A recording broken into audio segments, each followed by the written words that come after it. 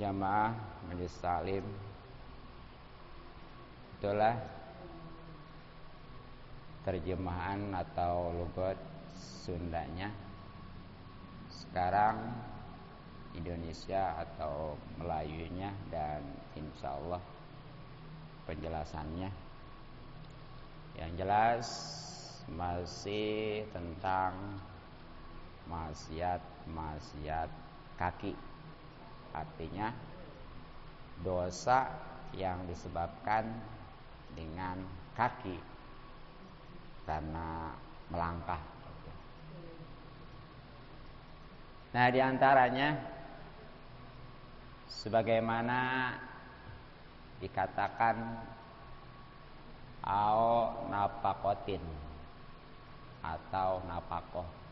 Ini maksudnya sekali lagi lari, nggak mau tanggung jawab tentang napakoh. Nah, perlu diketahui bahwa yang wajib dinafkahi ya adalah istri. Pokoknya mah mau suaminya miskin harus usaha. Ya apalagi kaya mah. Tapi enggak sebaliknya. Istri mah enggak wajib ngenafkahin suami. Makanya enggak usah capek-capek, enggak usah repot-repot ya. Tapi sekarang mah justru perempuan. Karena memang kayaknya udah skenario nih. Artinya laki-laki susah cari kerja. Kalau perempuan gampang. Sehingga nanti yang punya uang, yang punya gaji itu kan perempuan. Lelaki di rumah masak, bebenah segala apa ya. Enggak ada hitungannya. Enggak punya uang. Akhirnya kewibawaan itu enggak ada. Gitu ya. Makanya serentan sekali sekarang itu yang namanya perceraian. Karena memang ya tahu sendiri kan, kadang-kadang istrinya baru pulang kerja. Suami pengen macam-macam. Ya kan dia omong sama istrinya nggak punya pikiran terima. Udah lain ya singgung. Ini emang salah. Kan di dalam Al-Quran juga ar-rijalu qawwamuna, laki-laki itu pemimpin. Nah gara-gara kehidupan ini nggak sesuai, suami yang mestinya itu kerja, usaha, pokoknya bisa ngenafkahin keluarga khususnya istri. Nah ini justru sebaliknya, akhirnya hina tuh ya. Nauzubillah min dzalik. Nah, makanya tuh harus tanggung jawab ya. Ini kalau nggak dipenuhi, artinya seorang suami ya pada istri itu termasuk dosa yang berhubungan dengan kaki. Termasuk nih orang tua wajib juga ngenafkahin anaknya. Ya tentunya yang belum mampu ya. Gitu tuh. Pokoknya mah jangan ada istilahnya repot amat ini, capek amat ini. Itu emang udah kewajiban dan insya Allah sebenarnya mah itu udah ada rezekinya masing-masing. Makanya punya anak mau sedikit kayak mau banyak, nggak usah risau ya, udah ada rezekinya masing-masing. Kan di dalam Al-Quran juga ada wa ma min dabbatin fil ardi illa 'alallahir rizquha. Jadi tidak ada seekor binatang melata pun di muka bumi ini kecuali ada rezekinya. Nah segitu binatang tuh yang nggak punya akal ya, udah ada rezekinya. Pasti Allah tahu lah pokoknya mah. Nah, apalagi manusia tuh. Makanya urusan rezeki mah jangan risau, jangan galau ya.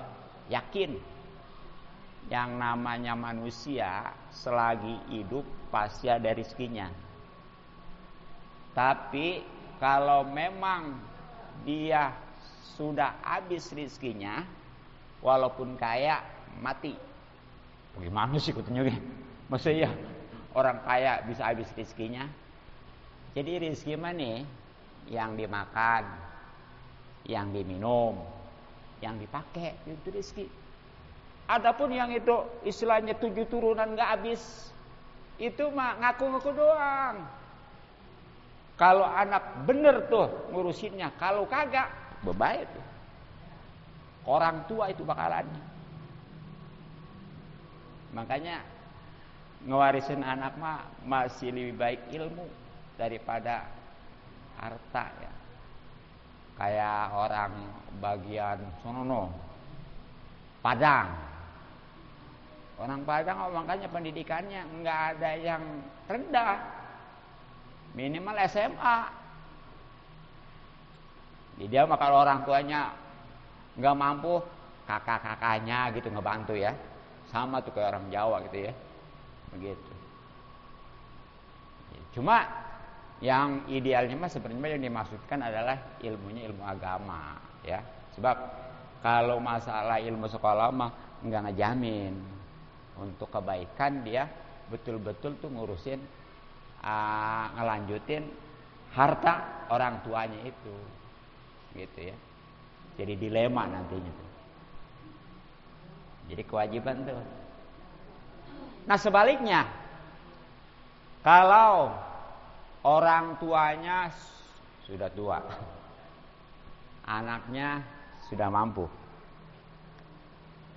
Nah itu sekarang berubah nih. Yang tadinya orang tua wajib ngenafkahin anak, sekarang mah karena orang tuanya sudah nggak mampu, karena tua, anaknya sudah mampu karena udah dewasa, anak yang wajib ngenafkahin orang tua, khususnya anak laki-laki ya. Kalau anak perempuan mah enggak, anak laki-laki. Tuh, makanya kalau seandainya ada suami suka berbagi ke orang tua, jangan dicemburuin. Ya, kudunya jempolin tuh suami kayak begitu, bener dia tuh begitu. Kadang-kadang mah suami ngasih ke orang tua marah, berantem. Gitu ya. Jadi suami mah nih tetap ya harus prioritaskan orang tua, karena surganya dari orang tua, baik itu bujangan belum punya istri ataupun sudah punya istri. Nah kalau perempuan tuh, kalau memang dia nggak punya suami, belum punya suami, itu surganya di orang tua. Tapi kalau udah punya suami, di suami. Makanya bagaimana bakti dan tidaknya dia kepada suami. Ya tentunya suaminya yang jangan mentang-mentang tadi istri kudu taat, patuh, taat dan segalanya gitu ya, semaunya gitu ya. Nggak boleh. Tapi insya Allah kalau memang seorang istrinya solehah, suaminya juga soleh. Sekarang bagaimana kalau suaminya gitu, saya mau balas dendam, jangan.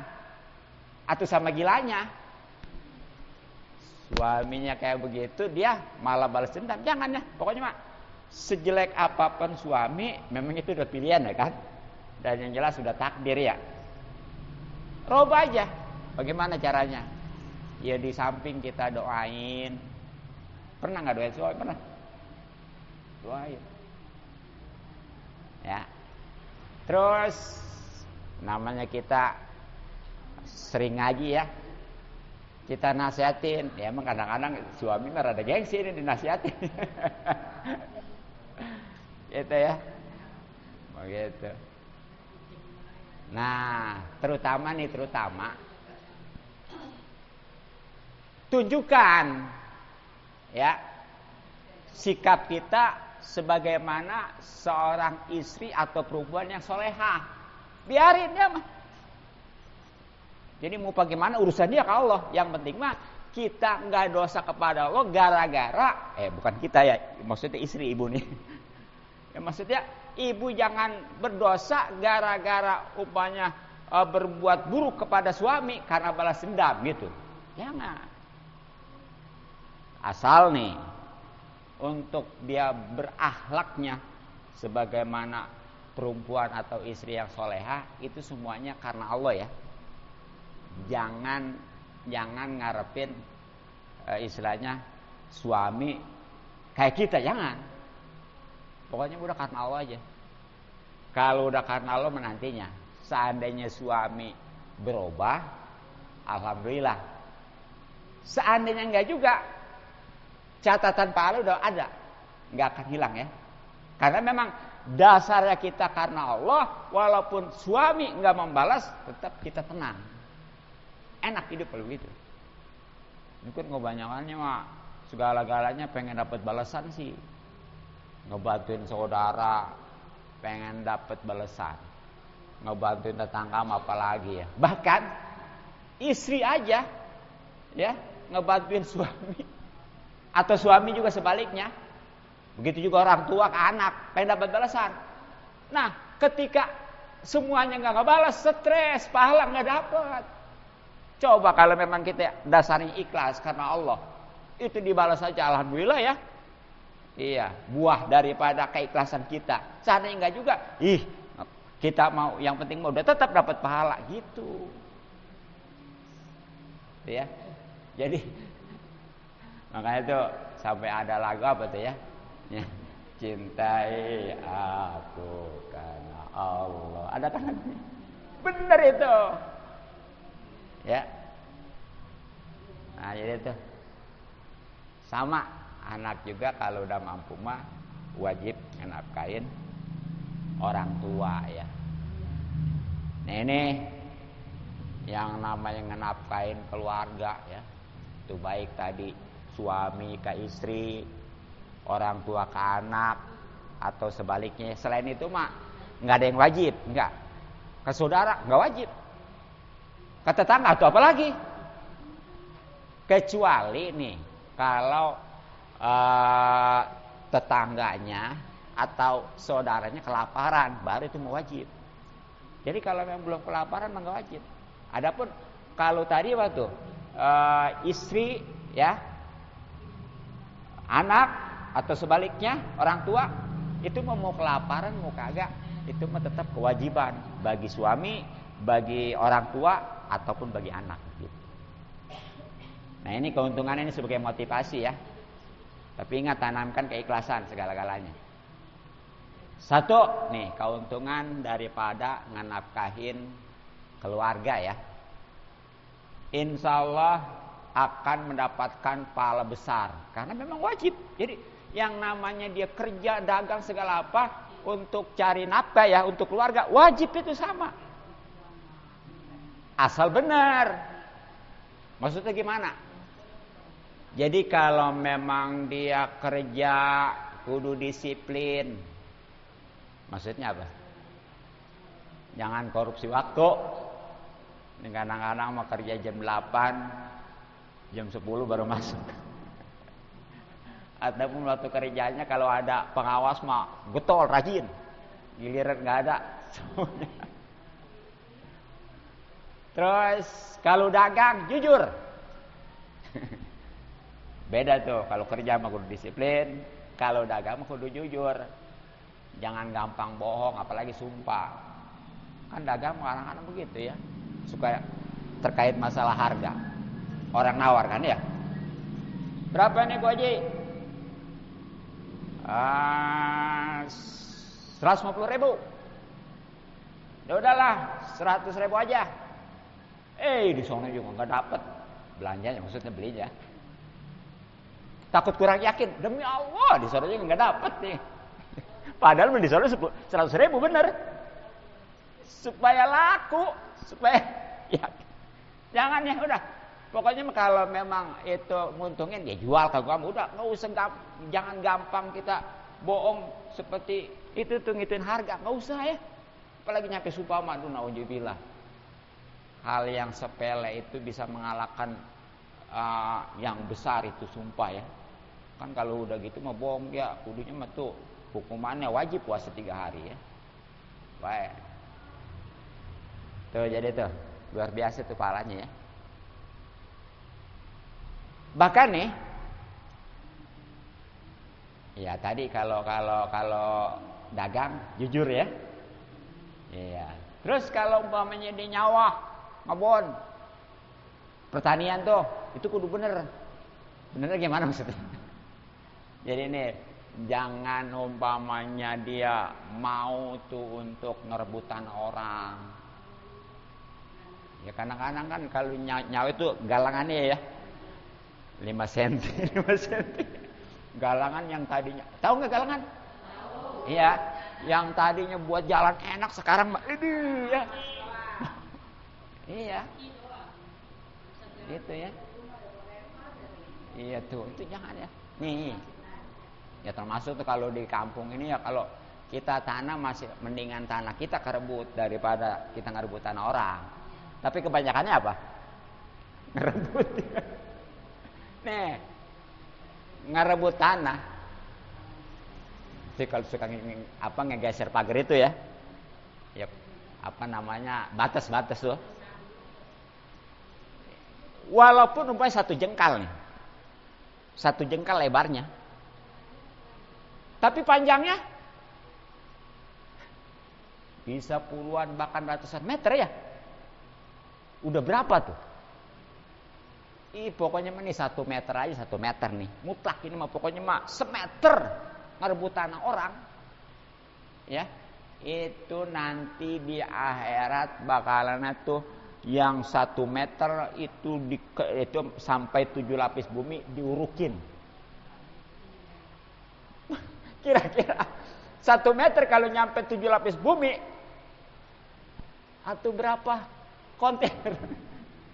Ya, boro-boro ya, semobil losbak aja kalau diurukin. Bahaya makanya ya, jangan sembarangan. Tuh, itu nanti bakal dipertanggungjawabkan tuh. Jadi kudu bener tuh ya. Benar. Dan terutama nih, ya, kerja di samping dia memang alhamdulillah disiplin waktu. Terus kalau memang dagang mah dia di samping udah menguasai dia ilmu fikihnya, itu jangan dianggap dagang itu istilahnya enggak ada di ajaran agama, ada. Jadi ada syarat-syaratnya dagang juga ada. Ya, makanya tuh ngaji dulu tuh. Umpamanya rukun jual beli ada berapa, syarat-syaratnya apa aja ada itu ya. Jadi enggak bisa dipisahkan agama dengan apa? Dunia ya. Ini kadang-kadang apa tuh yang namanya liberal tah apa? Ya, yang dipisahkan. Jadi urusan dunia mah sama agama jangan disatukan. Siapa bilang? Semuanya ada. Ya kan di sini juga udah dulu ya masalah dagang bagaimana ya. Gitu. Terus tadi kalau bertani kudu benar, jangan gampang nyerobot tanah orang ya. Dan yang terpenting nih, dia harus ibadah. Jadi jangan sampai umpamanya gara-gara dia kerja ya mati-matian atau dagang benar-benar. Begitu juga dia bertani atau berkebun sampai istilahnya dia melalaikan ibadah khususnya sholat. Terlebih lagi ngaji. Nih baik ya. Pokoknya nih gara-gara dia kerja, wah udah nggak sholat, yang penting mah kerja, sama ini gak kewajiban, nanti dulu ya. Ataupun dia tadi dagang, sama ini gak katanya buat ngenapin keluarga wajib. Ingat ya, kan di dalam Al-Quran juga bagaimana? Wa ma a'udzubillahi minasyaitonirrajim ya. Wa ma khalaqatul jinna wal insa illa liya'budun. Jadi tidaklah semata kami ciptakan jin dan manusia kecuali untuk ibadah. Jadi Yang namanya kerja, dagang dan lain sebagainya itu mah kudunya setelah ibadah. Jangan umpamanya ibadah sisanya, apalagi sampai enggak sama sekali. Ini ya. Alhamdulillah sholat mah dia di mana aja dipentingin. Tapi tetap aja kalau nggak ngaji mah nggak ada ilmunya. Sama aja nggak sholat itu ya. Kecuali memang dianya tadinya pernah pesantren lama gitu ya, belajar emang udah menguasai baru. Tuh jadi ya, hati-hati nih. Jangan sampai gara-gara urusan dunia terlalaikan urusan agama, ibadah, sholat, terutama ngaji ya. Ya kan di dalam surat Al-Munafiqun jelas Allah berfirman, A'udzubillahi minasyaitonirrajim. Ya ayyuhalladzina amanu la tulhikum amwalukum wala auladukum an dzikrillah. Wahai orang-orang yang beriman, baik laki-laki maupun perempuan, janganlah melalaikan kalian harta dan anak-anak. Maksudnya karena ngurusin harta, karena ngurusin anak, saking cintanya, saking sukanya kepada kerjaan, saking sibuknya kepada kerjaan ataupun tadi ya kepada anak. Akhirnya dia lalai daripada zikrullah, maksudnya ibadah, khususnya sholat, terlebih lagi ngaji. Awas, itu larangan ya, warning. Makanya akibatnya wa may yaf'al zalika faulaika humul khasirun. Siapa orang yang mengerjakan itu, maksudnya dia gara-gara harta, kerjaan ataupun dagangan, gara-gara ngurusin anak, ya, cucu, sama melalaikan daripada ibadah khusus sholat. Awas, dia pasti akan rugi dunia akhirat. Di dunianya kan udah ketahuan itu disiksa sebenarnya. Apalagi di akhirat nanti ya. Udah jadi dunia susah. Di akhirat selama-lamanya susah. Coba. Ini yakin ya. Tadi itu di samping orang selama masih hidup itu rezekinya ada. Jangan risau ya. Tenang. Jangan khawatir ya. Tenang sebentar. Dan bahkan ya ada di kitab hikam nih, suatu kebutaan hati ataupun kebodohan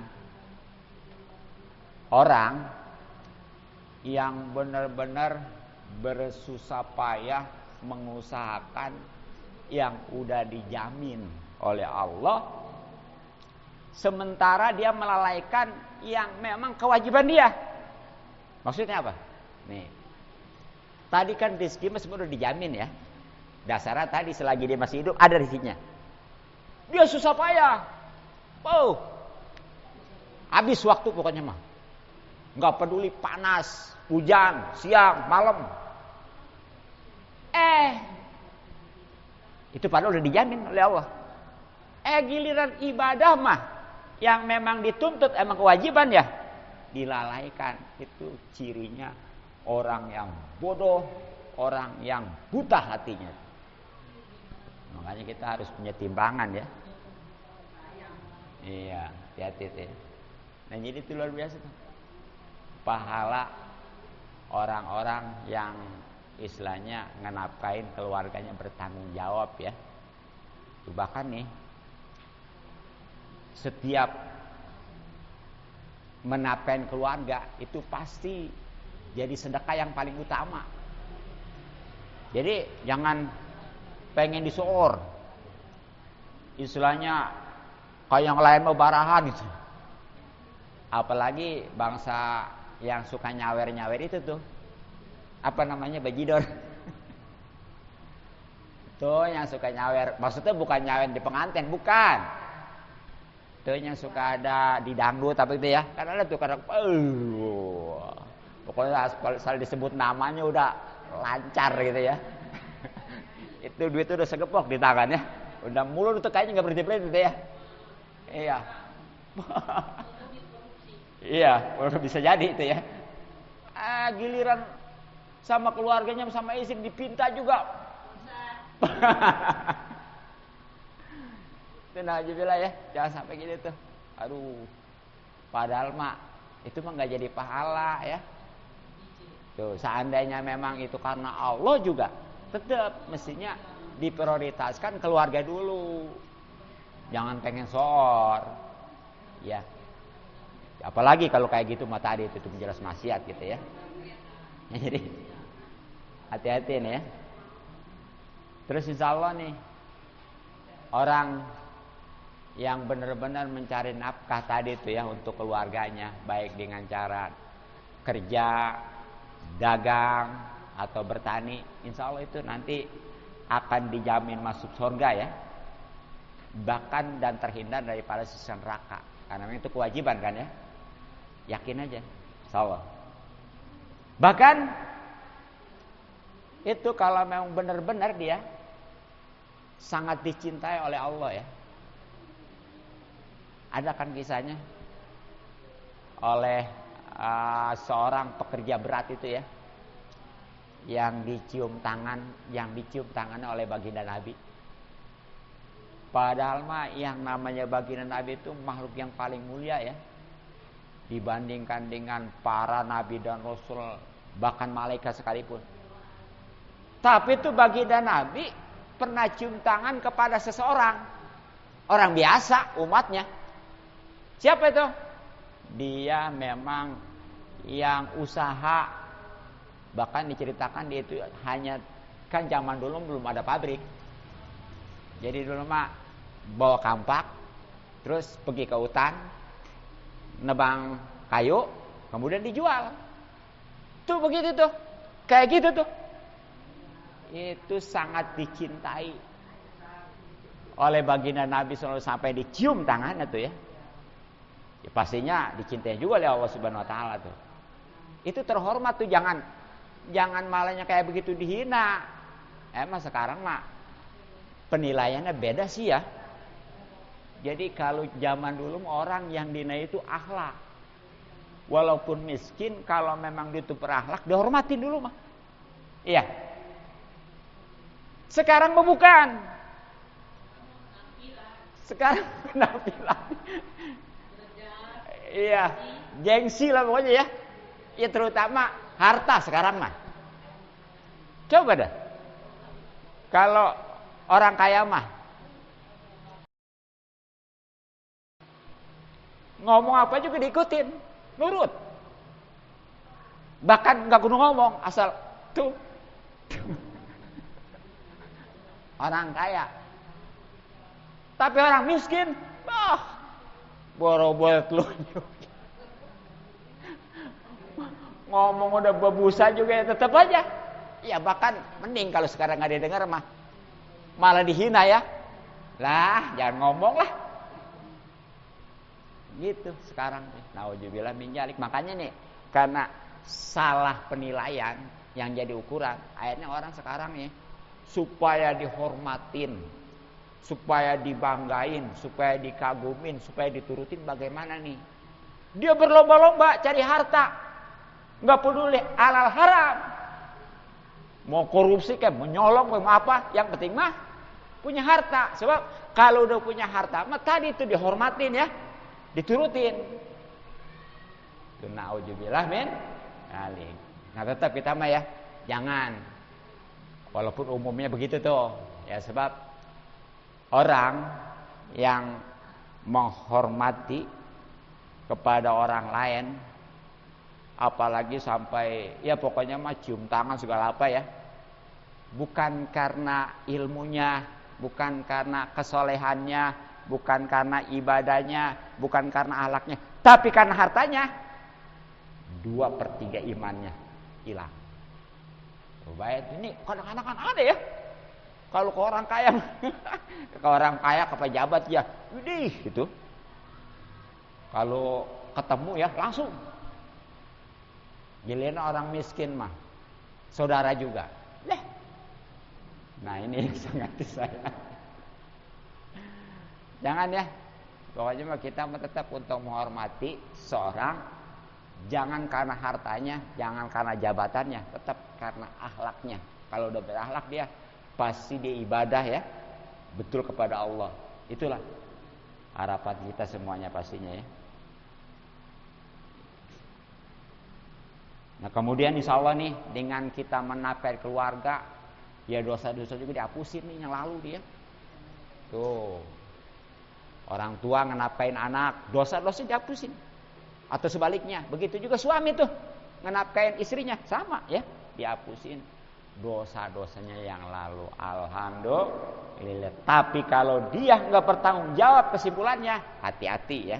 Pokoknya mah siap sengsara dunia akhirat. Naudzubillah min dzalik. Mungkin cukup demikian sekian. Mudah-mudahan manfaat.